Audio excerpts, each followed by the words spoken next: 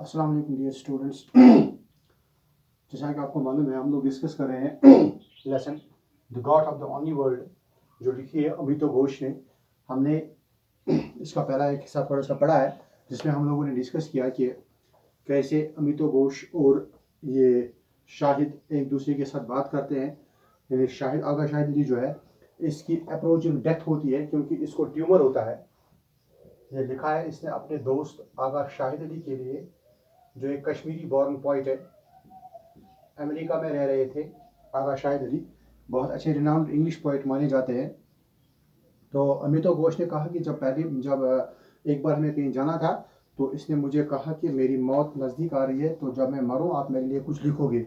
अमितो कहता है ये कितनी बहुत बड़ी बात होती है कि एक दोस्त मरने को जा रहा है और दूसरे दोस्त से बोलता है जब मैं मरूं आप मेरे लिए कुछ लिखना। तो मैंने उसको समझाया था कि कुछ नहीं होगा, आप ठीक हो जाएगा ऐसे वैसे, लेकिन वो मानने के लिए तैयार नहीं था क्योंकि वो बहुत अच्छे तरह से जानता था कि ना मेरी मौत नज़दीक है और मैं किसी भी वक्त मर सकता हूँ। तो इसने उसको प्रॉमिस करवाया कि आप लिखोगे। फिर इसके बाद अमितो घोष ने कहा कि मैंने फिर उसी टाइम से, यानी जिस टाइम मेरे को वो कॉल आ गई उसकी, मैंने उसी टाइम से, ये 25 अप्रैल 2001 का वक्त था, उसी टाइम से मैंने जो कुछ भी उसके साथ हो रहा था, जो भी मेरी कन्वर्सेशन उसके साथ हो रही थी, कहीं भी हम मिल रहे थे, कहीं भी हम जा रहे थे, फ़ोन कर रहे थे, कुछ भी, मैं हर एक चीज़ नोट करता रहा ताकि ये आने वाले वक्त में जब शाहिद इस दुनिया से चला जाएगा तो मुझे ये ज़रूरत लगेगा कि मैं इसी चीज़ को समेट के उसके नाम का कुछ लिखूंगा।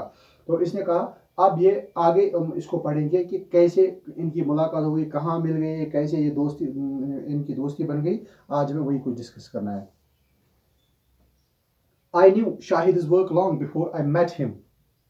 His 1997 collection, The Country Without a Post Office, had made a powerful impression on me.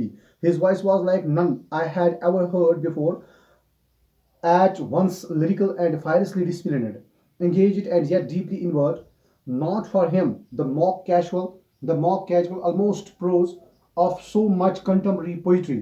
His was a voice that was not ashamed to speak in a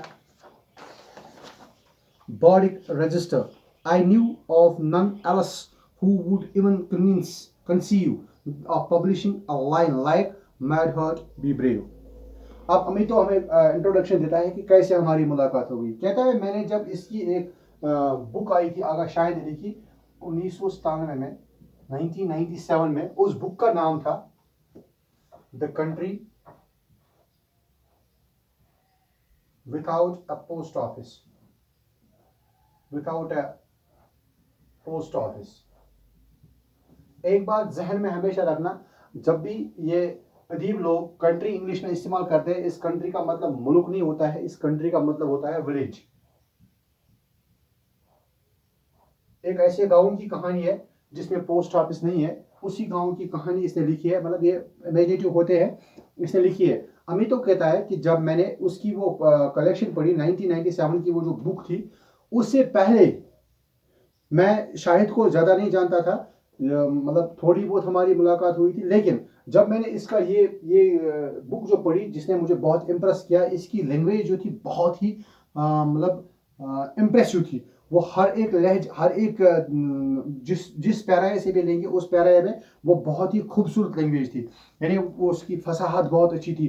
वो बोल चाल में उसको हमें लगा कि वो बहुत ठीक ठाक था, और ये ऐसा आदमी था जो ये मतलब ऐसी लाइन लिखने से भी इतराता नहीं था कि उसने लिखा था मैड हार्ट बी ब्रेव, ए पागल दिल हिम्मत रख, कुछ ना कुछ तो हो ही जाएगा। ये ऐसी बातें जो इंसान अक्सर अपने अंदर ही दबा के रखता है, ये शाहिद ऐसा राइटर था कि ये चीज़ें भी लिखता था। In 1998, I quoted a line from The Country Without a Post Office in an article that touched briefly on Kashmir. At that time, all I knew about Shahid was that he was from Srinagar and had studied in Delhi. I had been at Delhi University myself, but although our time there had briefly overlapped, we had never met. We had friends in common, however, and one of them put me in touch with Shahid. In 1998 and 1999, we had several conversations on the phone and even met a couple of times, but we were no more than acquaintances until he moved to Brooklyn the next year. Once we were in same neighborhood, we began to meet for occasional meals and quickly discovered that we had great deal in common. By this time, of course, Shahid's condition was already serious, yet his illness did not impede the progress of our friendship. we found that we had a huge roster of common friends in India, America, and elsewhere. We discovered a shared love of Rogan Josh, Roshanara Begum, and Kishore Kumar, a mutual indifference to cricket, and an equal attachment to old Bombay films. Because of Shahid's condition, even the most trivial exchange had a special charge and urgency. The inescapable appearance of talking about food and how forgotten figures from the past with a man who knew himself to be dying was multiplied in this instance by the knowledge that this man was also a poet who had achieved greatness, perhaps the only such that I shall ever know as a friend. अब ये अभी तो कहते हैं कि 1998 में मैंने एक आर्टिकल लिखा, 1998 में मैंने एक आर्टिकल लिखा, उसमें मैंने एक लाइन टच की, जो लाइन इस बुक से थी, the country without A post office, जो आगा शाहिद अली ने लिखी थी, जिसमें थोड़ा सा कश्मीर का जिक्र था। फिर इसके बाद हम लोग कभी कभी, मैं तब तक सिर्फ इतना जानता था कि शाहिद जो है, आगा शाहिद अली जो है, ये श्रीनगर का रहने वाला है, दिल्ली में पढ़ा लिखा है। मैं भी दिल्ली में पढ़ा लिखा था, मैंने भी उस यूनिवर्सिटी में पढ़ा था, लेकिन वहां हम एक दूसरे को नहीं जानते थे। शायद अगर कभी मिले भी होंगे तो बस वो कैजुअली मुलाकात होगी, वो ज़्यादा सीरियस मुलाकात नहीं होगी, यानी हम उसमें एक दूसरे के पास एक दूसरे को नहीं जानते थे। फिर एक दिन 1998-99 में जब शाहिद इधर अमेरिका में रह रहे थे, मैं भी इधर रह रहा था, एक दोस्त ने मुझे उसके साथ मिलाया। फिर हम कभी कभी बीच बीच में मिलते रहे, कभी कभी फ़ोन भी करते रहे एक दूसरे को, बट वो सिर्फ मुलाकातें होती थी, वो दोस्ती नहीं थी। वो सिर्फ ऐसे ही मिलना था कि जान पहचान है हमारी, दोस्ती नहीं है, जान पहचान है हमारी। ये दो चीज़ें होती है, एक होती है दोस्ती जिसमें हर एक चीज़ शेयर हो, और होती है जान पहचान, एक दूसरे को जानता है बंदा, पहचानता है, बस ये उधर ये फलानी है, इसका नाम ऐसा है, ये ऐसा काम करता है, बस यही। अब ऐसे हम दो थे तब तक, जब तक अगले साल यानी 1998-99 में तो एक ही साल ये एक जैसे थे, सिर्फ एक दूसरे को जानने पहचानने वाले थे। फिर 2000 में ये दोनों एक ही जगह रहने आए, ब्रुकलिन में। जब शायद रहने के लिए आया तो वहां पे कहता है अमितो, हम लोग रोज मिलने लगे, रोज हमारी बातें होने लगी, रोज हम फोन पे बात करते, रोज हम मिलते रहे। इस तरह से हमारी दोस्ती गहरी होती गई। फिर हमें पता चला कि हमारा एक बहुत बड़ा रोस्टर है। रोस्टर होता है, एक लिस्ट होती है हमारी, जो हमारे फ्रेंड्स है वो कॉमन है, हमारे बहुत से फ्रेंड्स कॉमन है in India, in America and in elsewhere. यानी हिंदुस्तान में, अमेरिका में हमारे बहुत से दोस्त, जो मेरा दोस्त है वो शाहिद का भी दोस्त है। मुलाकात हमारी एक दोस्त ने करवाई, फिर उसके बाद हमें पता चला कि दोस्त ही हमारे बहुत से एक दूसरे से मिलते जुलते हैं। और हमें पता चला कि दोनों को रोगन जोश बहुत पसंद है। रोगन जोश ये कश्मीरी वाजवान का एक डिश होता है। इसके बाद हमें पता चला कि रोशन आरा बेगम, गायकार, गजल गायक, दोनों को पसंद है। किशोर कुमार दोनों को पसंद है, किशोर कुमार।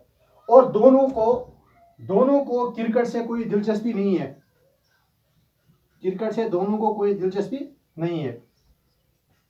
यानी ये चीजें हमारी कॉमन है, रोगन जोश, रोशन आरा बेगम, किशोर कुमार, लेकिन क्रिकेट से हम दोनों को कोई दिलचस्पी नहीं है। हमारे लिए क्रिकेट होना या ना होना एक जैसी बात है। और अटैचमेंट हमारी जो है वो बॉम्बे ओल्ड फिल्म से है, यानी जो हम जिसको आजकल मुंबई कहा जाता है, बॉम्बे की जो ओल्ड फिल्म्स है उनसे हमारी बहुत अटैचमेंट है। यानी दोस्ती ऐसे ही नहीं होती है, कश्मीरी में कहते हैं हलन बान रुके ठान तो ही सम खान। ये एक दूसरे को अब इसलिए दोस्त बन गए क्योंकि दोनों को ये सब चीजें पसंद थी, क्रिकेट नापसंद थी, दोनों को बॉम्बे ओल्ड फिल्म्स पसंद थी। यानी अब ये कहता है कि क्या हम में कॉमन था और क्या अनकॉमन था। वैसे दोस्ती में हर एक चीज कॉमन ही होती है। इसके बाद शाहिद को मालूम था कि उसकी अप्रोचिंग डेथ है, क्योंकि उसको बहुत टाइम से इलाज चल रहा था कैंसर का। लेकिन हम लोग मिलते रहे, ये उसी टाइम मतलब इसके साथ इसकी मुलाकात उन्हीं 2 दिनों हो गई जब उसकी बीमारी का पता चला था। कहता है कि उसको मालूम था मेरी डेथ अप्रोचिंग है, लेकिन उसकी बुरी सेहत ने भी हमारी दोस्ती में कोई बुरा असर नहीं डाला। यानी हमारी दोस्ती रोज बरोज बढ़ती गई, तरक्की करती गई, हम दोनों एक दूसरे के करीब होते गए।